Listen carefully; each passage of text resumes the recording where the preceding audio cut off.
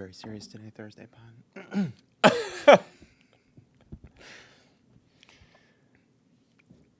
Welcome to Pod Save America. I'm John Favreau. I'm John Lovett, in for Dan Pfeiffer. That's right. Dan's on vacation, so you're here. Mm-hmm. It's great to have you here on the Thursday pod. I'm going to bring all my seriousness to bear today. We'll see about that. Later in the pod, my interview with House Intelligence Chairman Adam Schiff about his committee's hearing with Robert Mueller. Before that, we'll talk about all the special... Before that, we'll talk all about the special counsel's big day on the Hill and what it might mean for impeachment. We're also going to talk about how Joe Biden is getting feistier with his opponents ahead of the next debate over issues like healthcare and criminal justice. On this week's episode of Pod Save the World, Tommy and Ben talk about how the hell Boris Johnson became Prime Minister of the United Kingdom, why Trump mused about killing 10 million people in Afghanistan during a recent Oval Office press conference, and how he's trying to get ASAP Rocky out of jail.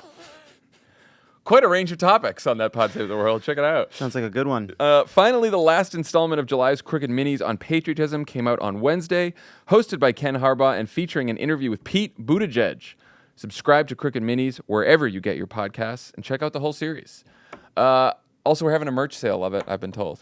We are. So there's some great stuff in the store. Check it out at crooked.com. There was a lot more in this copy that made me seem like a salesman. I'm not going to read it.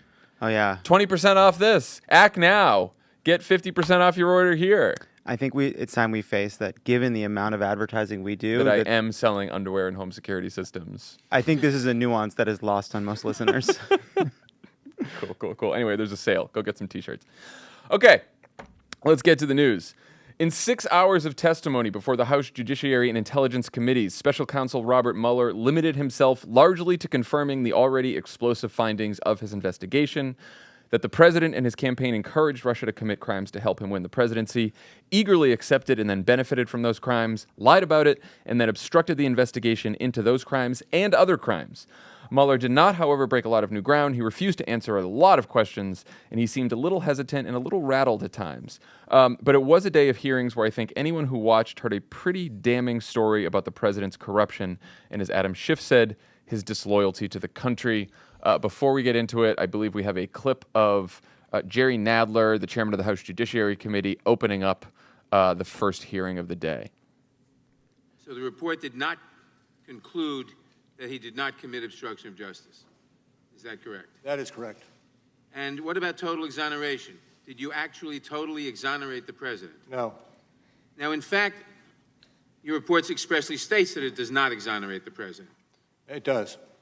And your investigation actually found, quote, multiple acts by the president that were capable of exerting undue influence over law enforcement investigations, including the Russian interference and obstruction investigations. Is that correct? Correct. So, Lovett, it's been now a full day since the hearing. Of everything we learned, or at least everything we heard yesterday, what has stuck with you? It's a great question.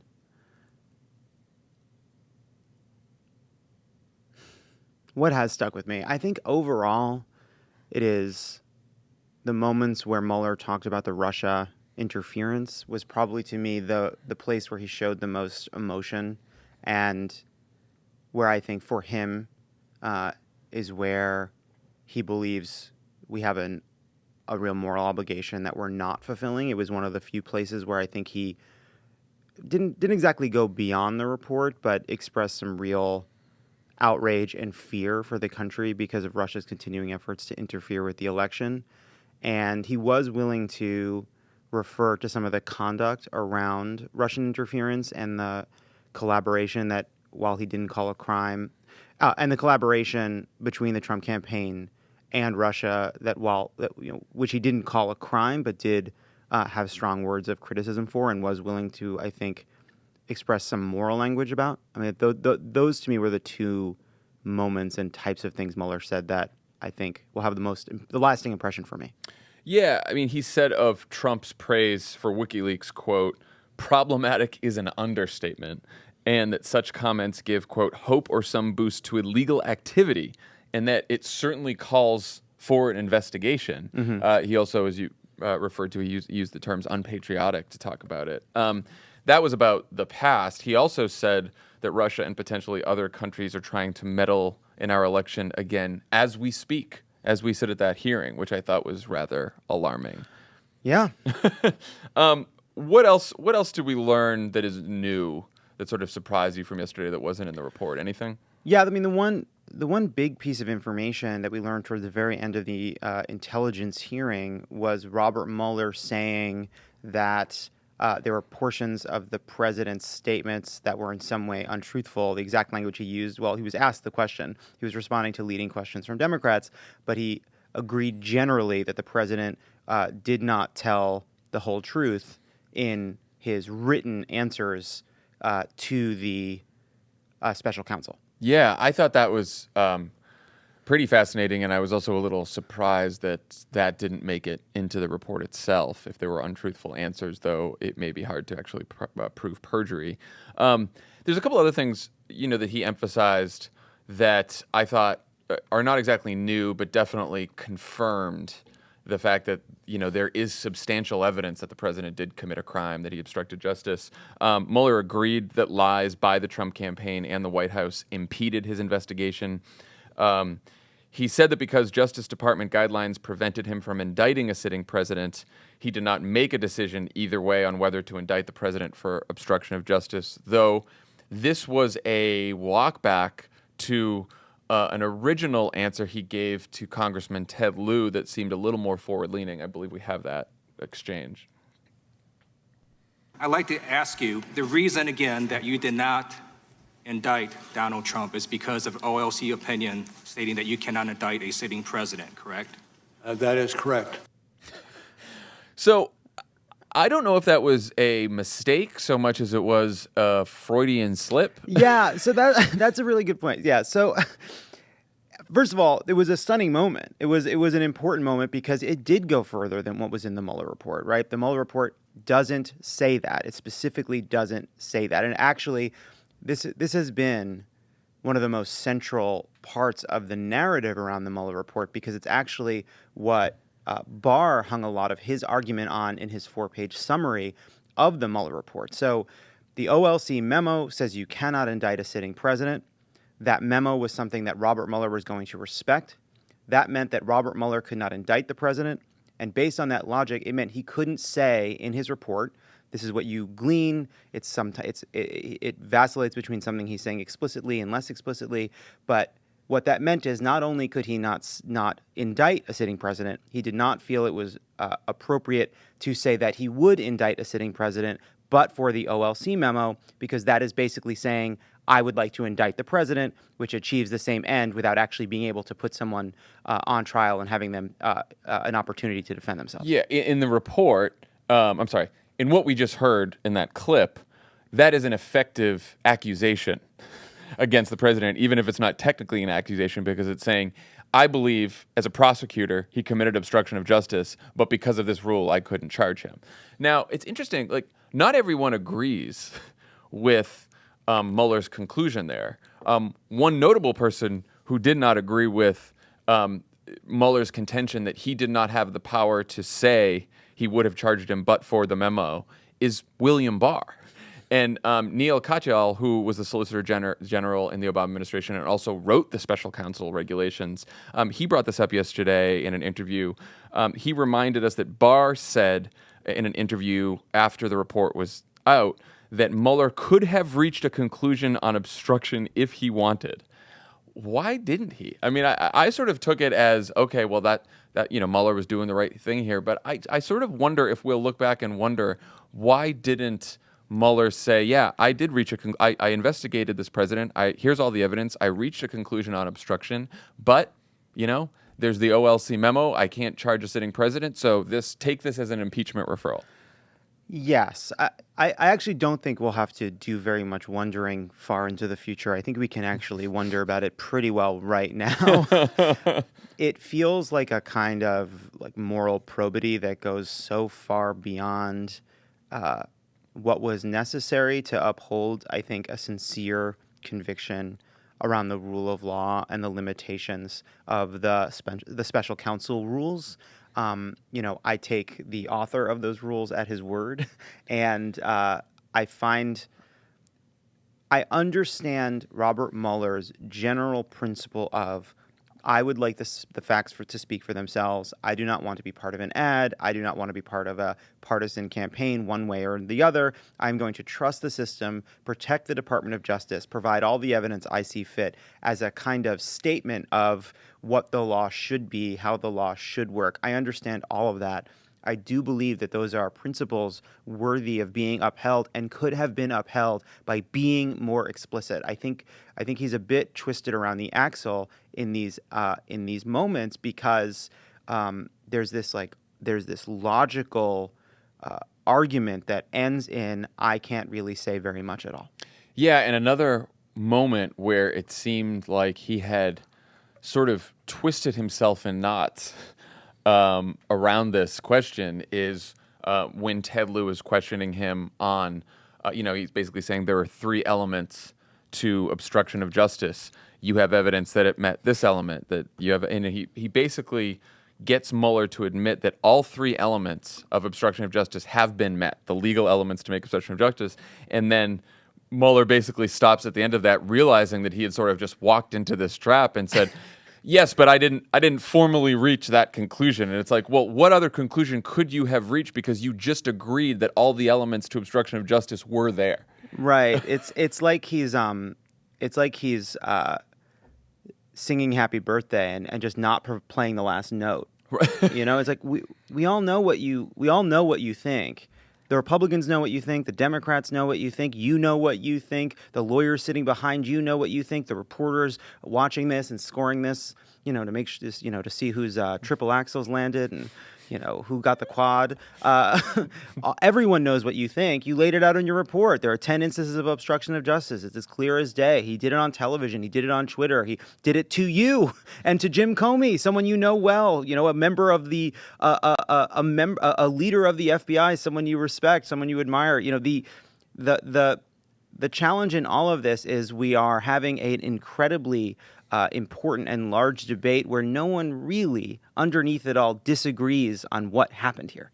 Right. The subtext is not subtext. No. But I think it's confusing for some people because the media treated his correction of his statement as some giant walkback, as if you can put that back in the box, but you can't. We know what he knows. What he believes is what he originally said to Ted Lieu. And by the way, that's also what's in the report.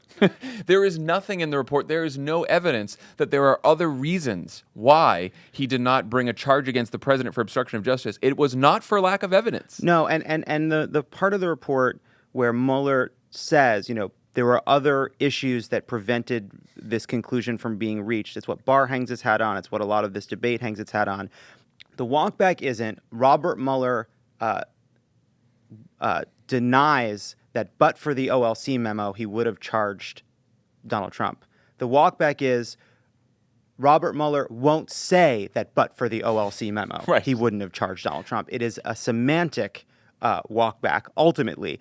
In fact, it actually argues for saying that him saying it isn't ultimately as important as we made it out to be, even in the moment. That, that's yes, right. Hearing him say it, I was taken aback by it. I thought it was a big statement, but then you walk through... I also thought, obviously. That's obviously true. Well, that's why I thought it was like, I'm glad he's finally saying it, but I wasn't blown away by it. It was like when the gayest kid in the theater troupe finally says he's gay. It's like, yeah, okay. Great. We're going to talk about it. Me too. So Robert Mueller came out of the closet on obstruction and then immediately went back in. Yeah. That seems like what happened.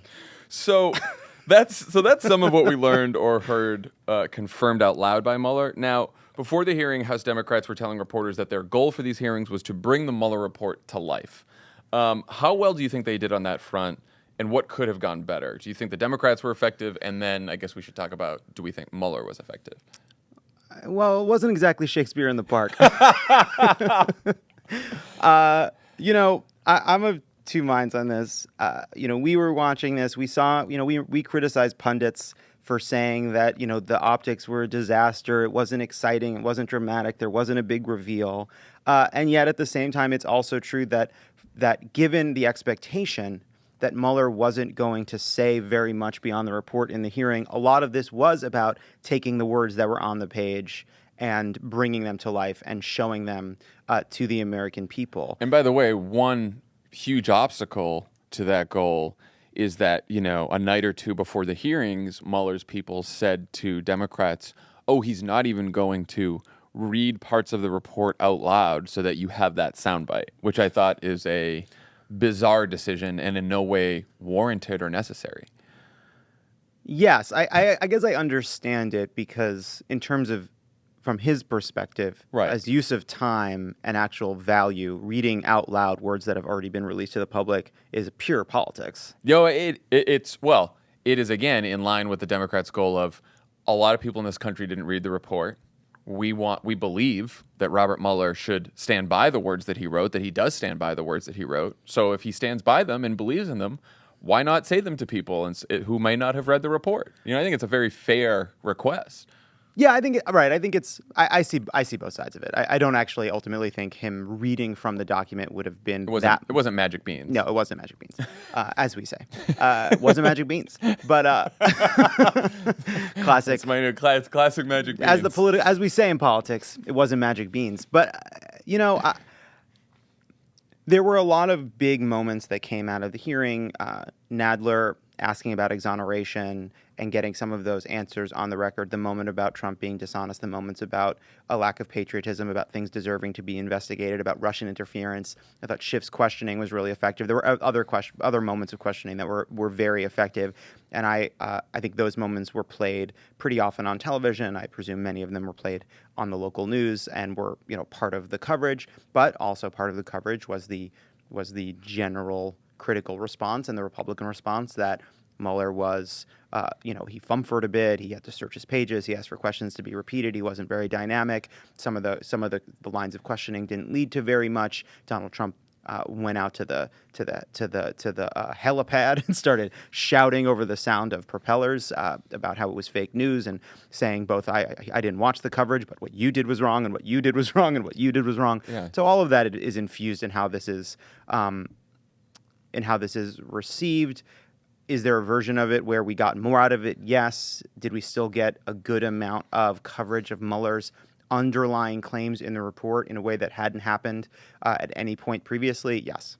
Yeah, this is, I thought it would be reversed before the hearing, in that I thought we would be critical of Democrats for not getting the right questions or blowing it and then be like, oh, thank God for Mueller. I actually think, for as much as we've criticized Democrats on impeachment and other things, I think that the Democrats on the committees handled themselves quite well. I think especially Chairman Nadler and especially Chairman Schiff, I thought was outstanding.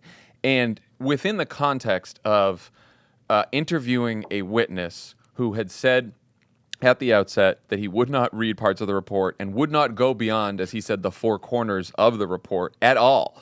Within that context, I think they got a lot out of it. And I think the Mueller thing did surprise me. I don't think he was as sharp. I don't know why. There's one theory I had was, he didn't really want to prepare for this hearing that much because he didn't want to do the hearing in the first place, and he knew he wasn't going to go beyond the report. So it's not like he prepped himself like crazy because he knew he was going to keep saying, I refer you to the report, I refer you to the report, and I'm not going to answer that question, which he did. But even if he was going to take that strategy, he still seemed a little lost at times, and I do wonder what's going on there. Yeah, I think that's right. I also think it's a matter of mindset and going into something like this. I think it was pretty clear that he went into this hearing with a whole set of places he didn't want to go. Yeah. And very few places he did want to go. Right. If I was prepping Robert Mueller, and obviously I'm a partisan, but if I were prepping Robert Mueller and I was thinking about someone purely from the perspective of caring about making sure that the report has its best airing in a nonpartisan way, and that we defend the prerogatives of the rule of law in the United States, I might have pushed to say, all right, here are some of the areas I think it's worth making an important point about, whether it's the integrity of the Department of Justice, the importance of the protection of investigations at the Department of Justice from interfering on Russian interference, from the White House. On Russian interference, I do think he was a bit more expansive, in part because whether he prepped around that or not, whether he was worried about it or not, it was a place where he felt comfortable expounding a bit more. I do, and in his defense too, I mean, we just said that the Democrats overall did quite well, but I do think some of the questions, because they couldn't get Mueller to read the report, they read, a paragraph at a time very quickly. And, if I was sitting where Robert Mueller is, right, we could all hear the sound very well on our televisions. But in that hearing room, a lot of reporters who were in there said it's sometimes hard to hear the questions, and they were speaking really fast. And you have to think to yourself, do I want to answer the question quickly and strongly? Or do I want to make sure I don't lie under oath and get something wrong? Like, I better look into the report, So who knows what was going on there? But I think the important thing is, like, I get that the main goal for the Democrats was to bring the report to life. I don't necessarily think that Robert Mueller giving a shaky performance detracted from getting facts out into the public sphere that people needed to know that much. Like, it might have at the margins, but you referenced sort of the pundits on this. There were a few pundits and reporters who decided early on that Mueller was a little off. Our friend David Axelrod tweeted that, quote, he does not appear as sharp as he was in the past. Chris Wallace then said he was uncertain that the hearing was a, quote, disaster for Mueller and Democrats. Chuck Todd tweeted, quote, on substance, the Democrats got what they wanted, but on optics, this was a disaster, another word, disaster. And there were plenty of others like that. And of course, then the White House picked up on all of those talking points, and basically, thanks to all the pundits who said it was a disaster, it gave the press secretary at the White House and Donald Trump the ability to say it was a disaster as well. So the argument that I heard from some reporters on this was, Democrats said that their goal was to bring this to life, and that's all about optics. So why shouldn't we judge optics? Yeah, I mean, fair enough. I think the problem here is actually. It is not that the Democrats didn't get what they wanted out of the hearing. And it's, I think, why the conversation around optics is so frustrating. The issue is what we learned in the hearing, given that Mueller wasn't doing a, dramatic reading of the testimony. It was not a few good men. It was not a few good men. It was not. Mueller didn't finally admit to the code red. It's a little bit what we learned is that Democrats made a mistake weeks ago. Yeah. That even in Democrats saying they wanted to bring the report to life, what they were in some sense saying was, I need Robert Mueller to do something I'm either unable or unwilling to do, which is take this report and all the information in it, none of which will be new by the time we get to Mueller's testimony, delayed and delayed and delayed until now, which is bring it to life for the American people and hold it up and say, this is enough. Yeah. This should be enough. It's that this slouching toward reasonableness and this effort to create the illusion of some coming information that finally makes the case worthy of being made on impeachment elevated the Mueller hearing into something that, even if he had been one of the great dramaturgists of our age, would not have been possible because we already had the information. We have the information. The president is guilty of crimes. We all know it. And maybe Barr's memo was too effective in slowing us down. Maybe it took the wind out of our sails. But Mueller wasn't going to be able to put the wind back in. And so I was frustrated with the focus on optics. But maybe part of that is frustrated with what led the Democrats in Congress to believe that the optics of this were what was going to matter. Yeah, I mean, look, I very much understand that, unfortunately, optics are important in politics. I get that, we watch these debates, and a lot of the debates are judged by performance, right? I also think that this should be treated as something different. Obviously, there are partisan interests at stake in the outcome of the Mueller hearings and this investigation as a whole. We all understand that. But we also had an independent special counsel, who's a registered Republican, who conducted a 2-year investigation into a serious attack on our democracy and the connection to the President of the United States in that investigation as well. And to treat that as to treat the presentation of that report in public as, the most important thing is to judge it via optics, whether, Bob Mueller was shaken or not. A lot of people are going to a lot of people are going to only watch news coverage of that hearing. They're not going to watch the whole hearing. People did not have time to watch the whole hearing, so they're going to get whatever. The media filter is going to be incredibly important into how people judge that.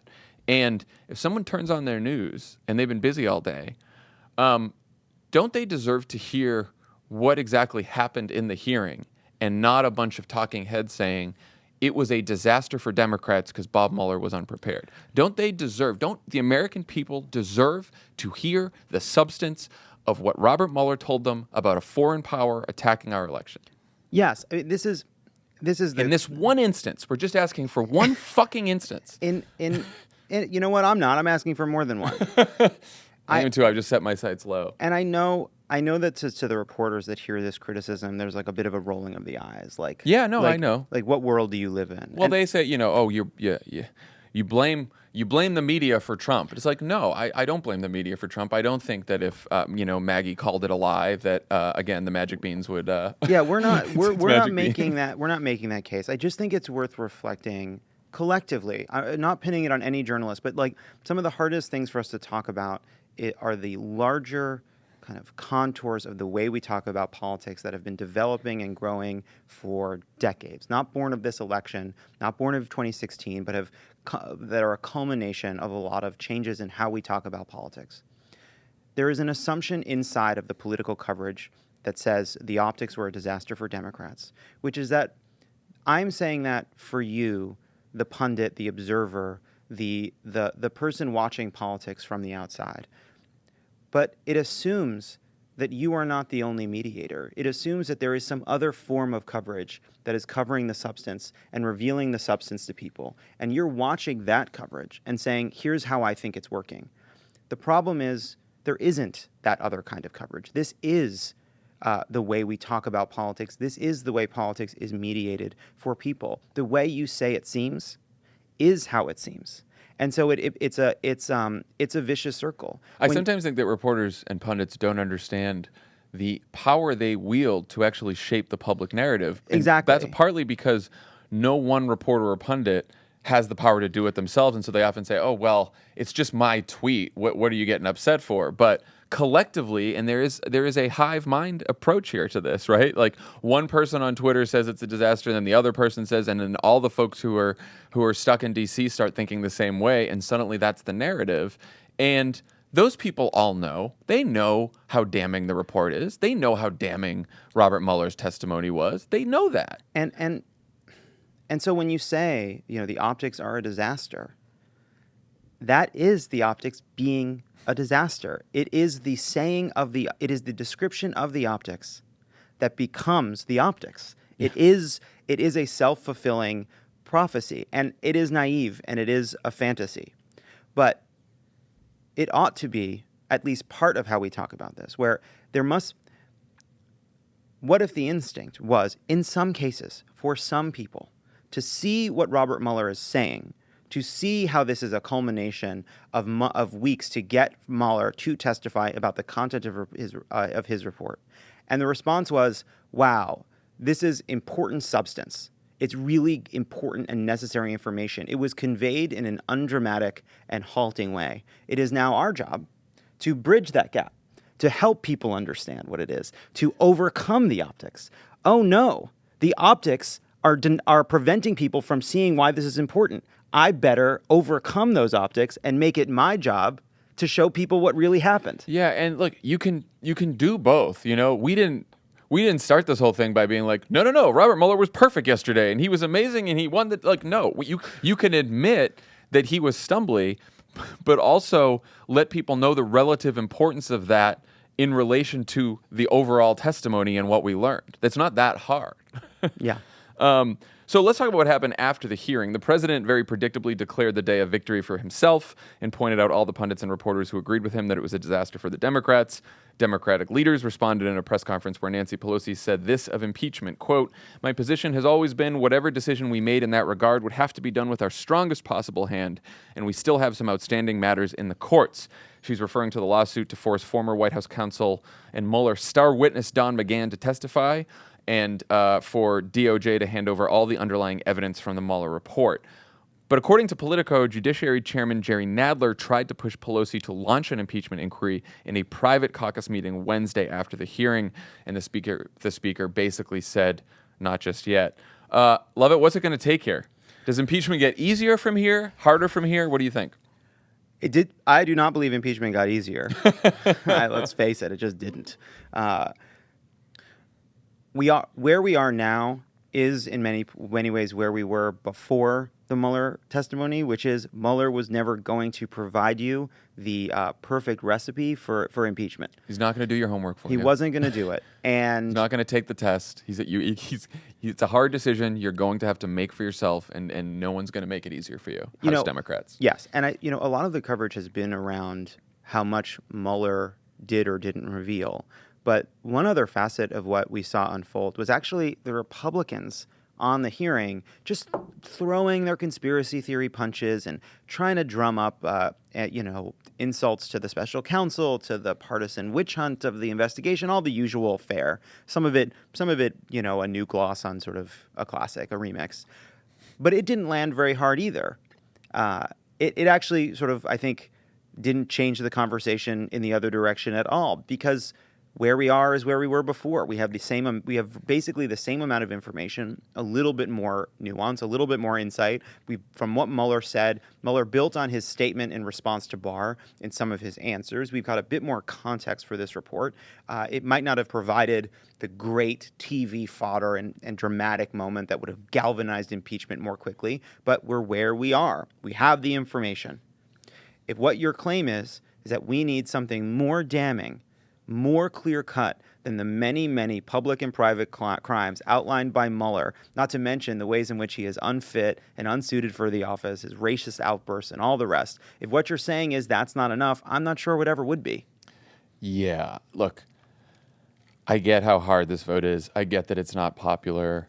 And I also understand that the Senate's, going to acquit him. I get all of that.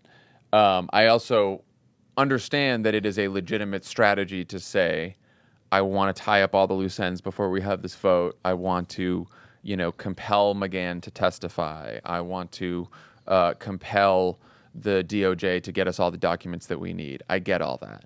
But we are running out of time. Mm-hmm.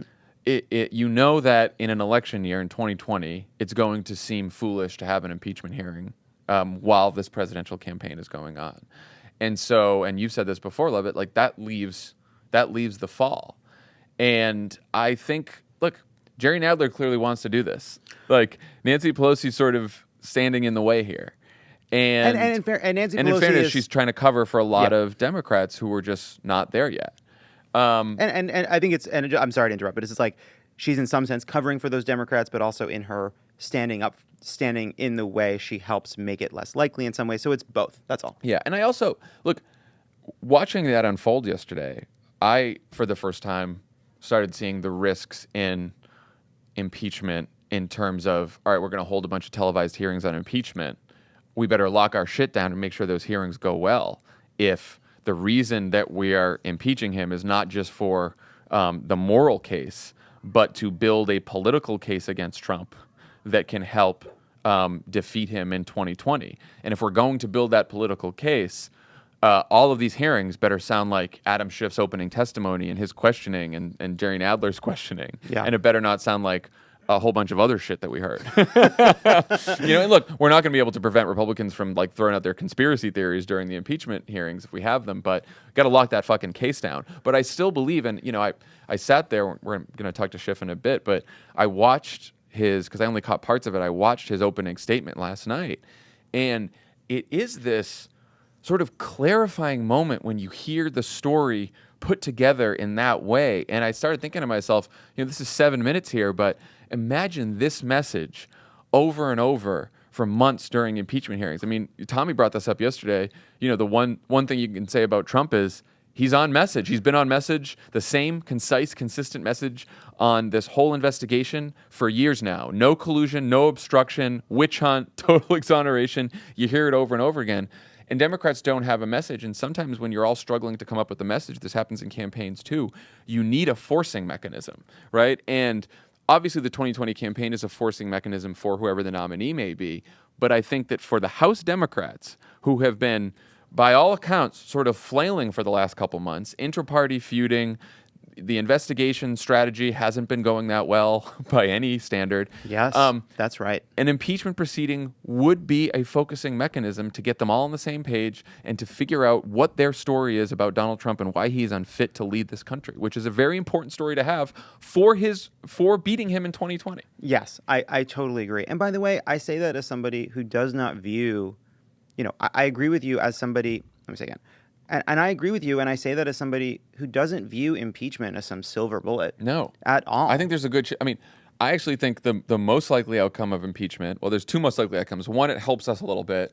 And right behind it helps us a little bit is it's a complete wash and doesn't matter in the election whatsoever. Absolutely. And then I think it hurts us is below that for me. I think it could be nothing. Yes, I do. But one thing that it would do is it would change the current dynamic. It would get us out of this kind of feckless, dull ache of a oversight period that we've been in that I think has been a source of a lot of the internal strife amongst Democrats. Because, when you step back from Mueller, from Pelosi blocking for the moderates, from some of the bickering and legitimate differences we've seen, there's a lot of pain for Democratic voters. There's a lot of anger and frustration among Democratic members. Here we are, a majority we fought so hard for, against a president we all recognize is unfit, corrupt, and must be removed from office as soon as humanly possible, who we all believe, every member who supports impeachment, every member who opposes impeachment, believes that Donald Trump is guilty of impeachable offenses. And we have now spent months watching this president prevent subpoenas from being fulfilled and Democrats debating amongst themselves as to whether or not impeachment is worth it. Maybe a 2020 campaign can change that dynamic on its own. I'm not so sure. And he's continuing to abuse his power as we wait because he knows he can get away with it, right? Like, we saw him yesterday. Yesterday, he was distracted by this hearing and he was angry. Yes. And I would rather him distracted and angry and tweeting about impeachment hearings than I would doing all kinds of other bad shit, which he is. I mean, he is out of control. His presidency is out of control. We haven't even talked about the fact that, Customs and Border Patrol, detained an American citizen, an 18-year-old American citizen, for 3 weeks. No showers, lost 26 pounds because they didn't give him a food, put him in a cage with a whole bunch of other migrants, which, we also don't talk about nearly enough. But we detained an American citizen, a child, a teenager, because he has brown skin. That's the country we are right now. That's the president we have right now. And we are just going to say we can wait until 2020 to render a judgment against that man? Because we have concerns about the politics, not the merits, not the facts, not the law, not the morality, because we have vague concerns about the politics we cannot fully articulate and we cannot know for sure. Yeah. This is our chance to go on record, to use the powers of the House to say we do not find this conduct acceptable. In fact, we find it so egregious, reprehensible, and illegal that we are going to say on the record, this man has no business being president of the United States, and if it were up to us, we would remove him. We don't have the power because we hand it over to the Senate, but let them go on record and say the opposite. And if this president is reelected and the House returns to Republican control, the statute of limitation runs out on a lot of the crimes that Donald Trump committed, and he will never be held accountable. And this might be, so what the House making a decision to impeach may be our best last chance to hold this man accountable for the crimes he's committed. And imagine Donald Trump being reelected and Democrats losing power, having for quotidian political concerns, which turned out to have not been correct and not been borne out by what took place after, failed to use their power to say what they believed, which is that this man had no business being president, to forgo an opportunity to say for history and for the world that we weren't behind this, that we were going to use our power to stop this. That is a grand mistake that is not worth making based on political concerns that no one really knows for sure are accurate. Nobody knows. Look, and they are real, right? Like yes.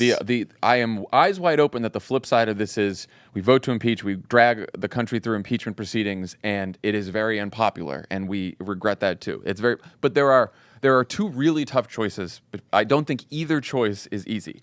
But I think when both choices in front of you in politics are very difficult, you go with the choice that you believe in. You do what you believe in when both are difficult. Especially when I don't think there is anyone who is part of this debate who would argue that where we're at right now feels politically satisfying. His approval rating is at its highest it's been right now. So the fall is the moment. It is the opportunity to have these hearings, to concentrate the focus. And by the way, after that, we'll be off to 2020. We will have come together, and Democrats in the House will have come together to hold the president accountable and make a case. It may not have a huge impact at all, but it will have been done, and that will free up Democrats running for president to make their case for why they are a positive response to Donald Trump as well. Okay, let's talk about 2020. Joe Biden is getting scrappy ahead of next week's Democratic primary debates. He's getting into it with Cory Booker over criminal justice reform, and he's getting into it with Bernie Sanders and Kamala Harris over health care. On the first issue, Biden released a criminal justice reform plan last week that would decriminalize marijuana, expunge prior convictions, eliminate mandatory minimums for nonviolent crimes, end the death penalty, abolish private prisons, get rid of cash bail, and discourage the incarceration of children. First, before we get into the politics, what do we think of Biden's plan? I think it's good. I mean, I think it's where the Democratic consensus now is, which is undoing some of the harsh sentencing laws and they came from the 94 crime bill. Biden famously supported. Yes. I also getting rid of cash bail, I think, is it's good how quickly it became a kind of mainstream position. It went from being something that I don't think was talked about at the national level at all, and has sort of quickly become something people. It's an interesting case of people quickly realizing, like, oh, wait a second, there's an injustice here that's incredibly common that we aren't talking about enough. I think it's also another example of, Biden's criminal justice reform plan may not be the most ambitious or most progressive in the field, but relative to anything we've seen in past campaigns, it is very progressive. And I think that is a testament to the left, to activists, to organizers who have really pushed the field on this. I mean, Biden is seen, and we've said this too, as the centrist candidate in the field. There's nothing centrist about a criminal justice reform plan like that. That is a very progressive plan that would do a lot of good. So Cory Booker, who helped pass a criminal justice reform bill in Congress this year and has been critical of Biden's involvement in the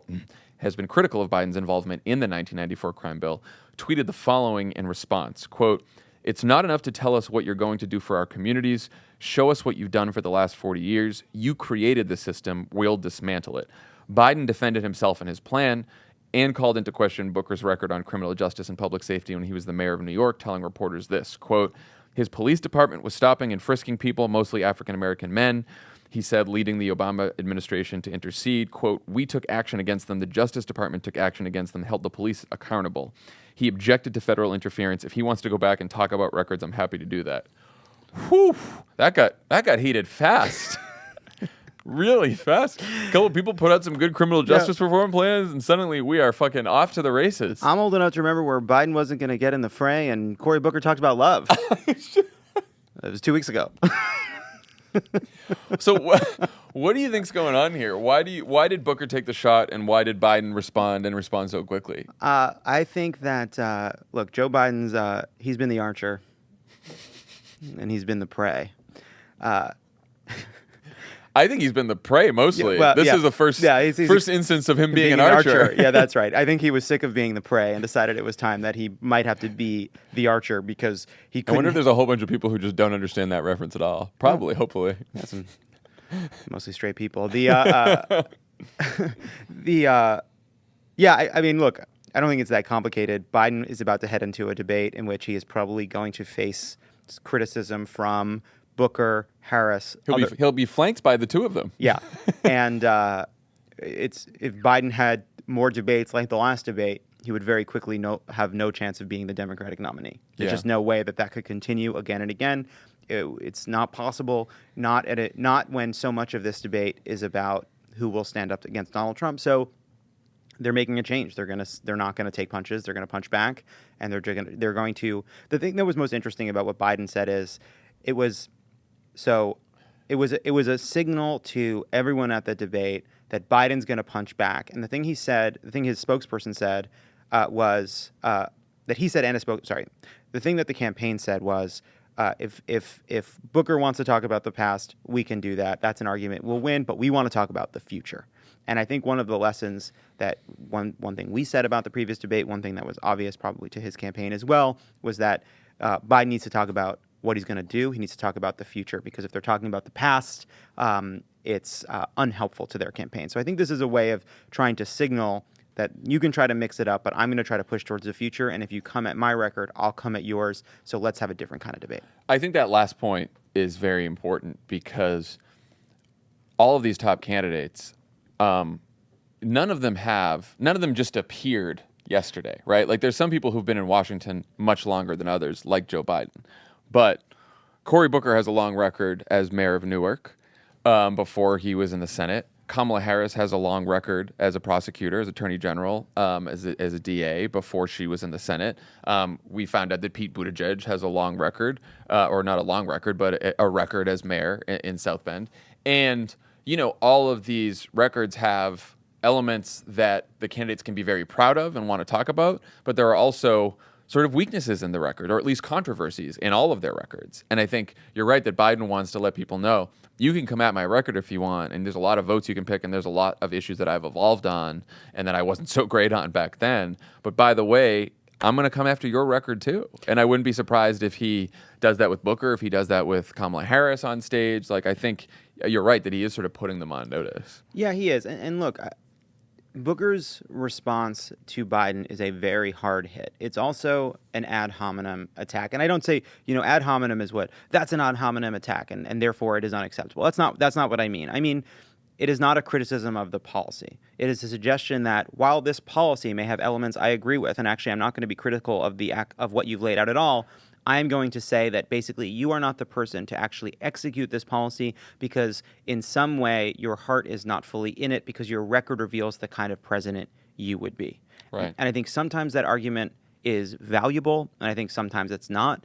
I'm not sure yet here. I think this is a totally worthy debate that they're about to have about their records, but it's worth keeping in mind that this is a conversation outside of the policy, and trying to basically say, you should be skeptical that he'll actually be the kind of president that would fight for these policies. And I think it can be a very effective argument against Biden, by the way. And Booker added something in his sorry, let me just say that again.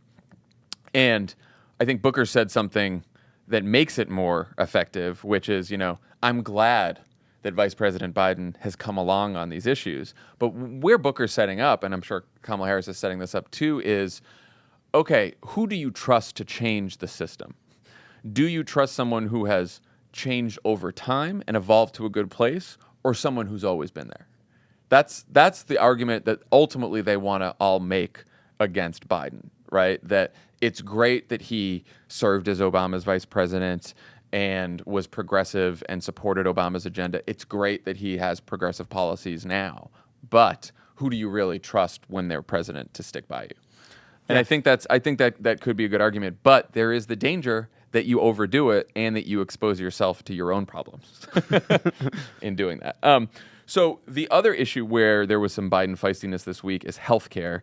Biden continued his criticism of Bernie Sanders' Medicare for All plan, saying that during the 4-year transition, some people might be stranded without health insurance plans because during the transition, what might happen is private insurance companies, knowing that they're about to be extinct, could pull out of a lot of markets. and do price gouging like they do now, but maybe worse. But then the vice president said that at least Bernie's being honest about how he'd pay for Medicare for all by raising taxes on the middle class, whereas candidates who insist you can pay for Medicare for all by just raising taxes on the wealthy are living in, quote, fantasy world. It seems very clear there he was talking about Kamala Harris because he'd just been talking about her. Lovett, what's happening here? And how do you think the public option versus single payer debate is playing out so far? So, we've reached the part of Cocoon where Don Amici is dancing again. I saw your wheels turning on that one as I talked about Biden's feistiness. Specifically, there's something about saying a man in his 70s is feisty or spry. And it's like, I'm trying wow, to avoid the typical media really talk real that's spring like, in his step. Joe Biden slammed Bernie Sanders this week. I know. It's just so much. So the line about Bernie, at least Bernie is being honest about raising taxes. It is an interesting hit on Kamala. It's a funny. It's a bank shot. Yeah, it is a bank shot. I'm going to live in a fantasy world for a second. A fantasy in which Joe Biden articulates a case for a Medicare buy-in that isn't about sort of, I think, vaguely unfair. Let me say it again.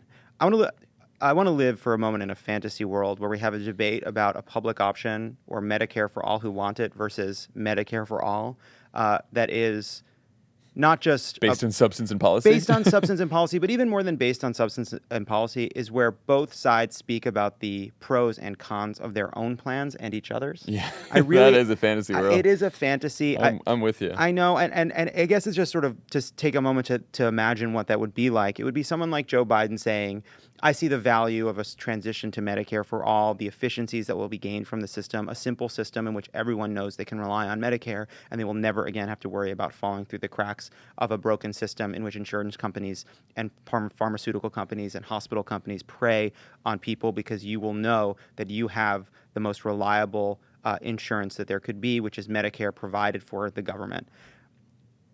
However, there's a downside to a plan like that, which is that we'd have to raise taxes on the middle class. And while ultimately a lot of middle class families would pay less, there are people that are happy with their private insurance who might not be up for that bargain. And actually, because Medicare for all is less popular, it might make us harder to just improve the system because we won't be able to get to Medicare for all. That kind of a criticism. And I also think Pete Buttigieg actually has one of the best arguments here where he says we should provide Medicare for anyone who wants it. Anyone who wants to enroll should be able to enroll in Medicare. And hopefully, if people really like that plan's so good, and if people like that plan, it will strangle all the different private insurance plans because it will be the plan that everyone wants, and then we will have Medicare for all that Bernie wants. But I think that people should have the choice to go there and not have the government make the decision for them. I think it's a very effective argument. I do too, and I actually think, Gillibrand, who is someone who signed on to the Bernie bill and talks a lot about how much she worked on the transition, elides this debate by kind of making the Mayor Pete argument while supporting Medicare for all, basically saying it's a step, the public option or Medicare for America or whatever plan is a stepping stone to where we're going to get to, which is single payer. Right, but that's the argument I think some of the single payer supporters are making by simply saying the public option will become Medicare for all, so the transition will be more smooth than you're anticipating. On the other side, some of the broadsides against a public option, I think, have also been unfair. There are legitimate critiques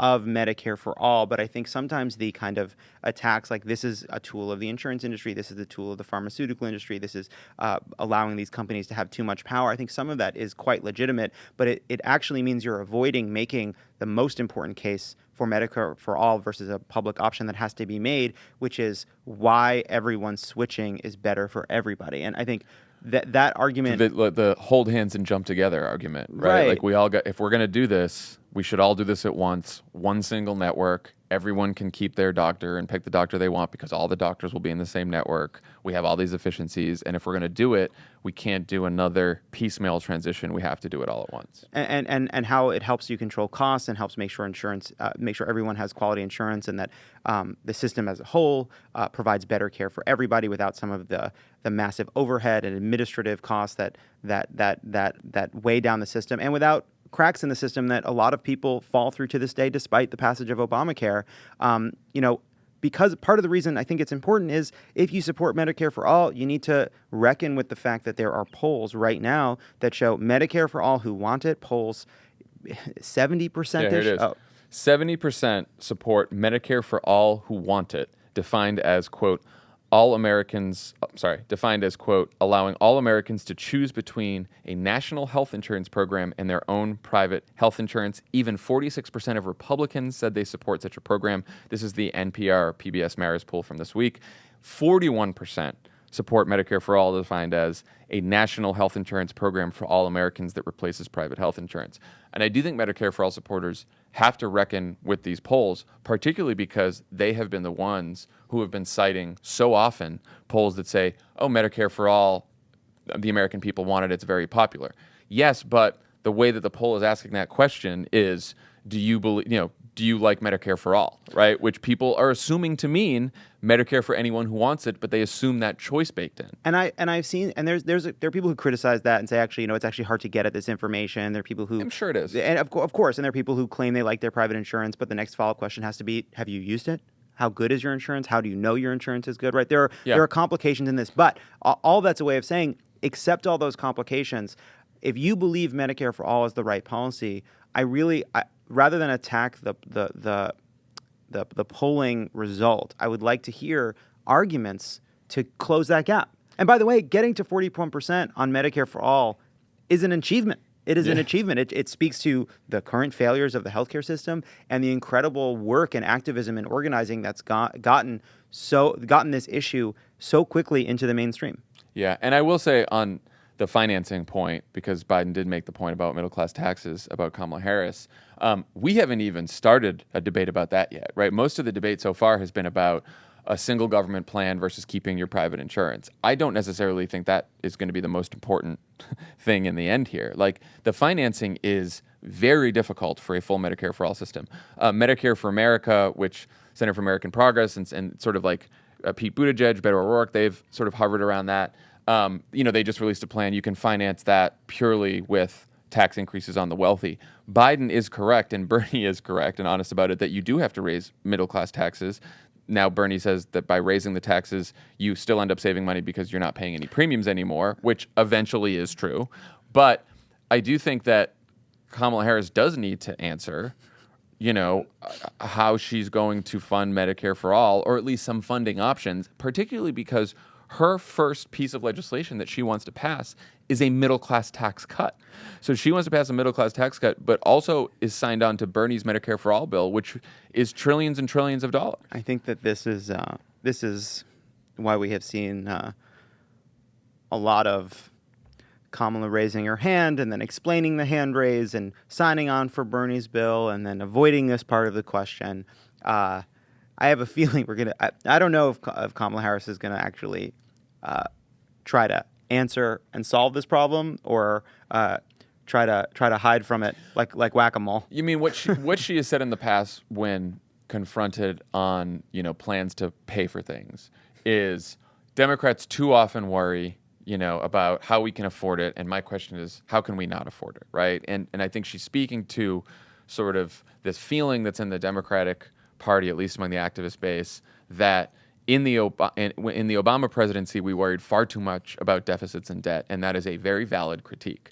But I think there is worrying too much about deficit and debt, and then there is not caring at all about how you pay for things. I forget even not and caring. I think there's a big gap between those two things. It's not even, honestly, to me, it's even the policy question is actually a projection of the moral and personal question, which is, what are you going to fight for?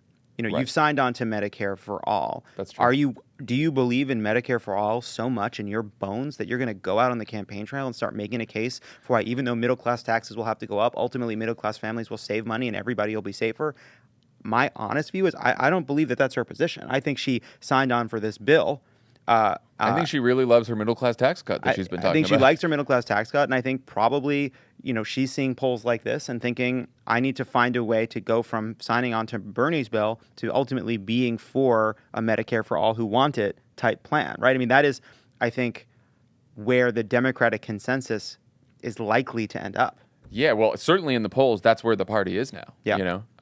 Okay, So when we come back, my conversation with Chairman Adam Schiff.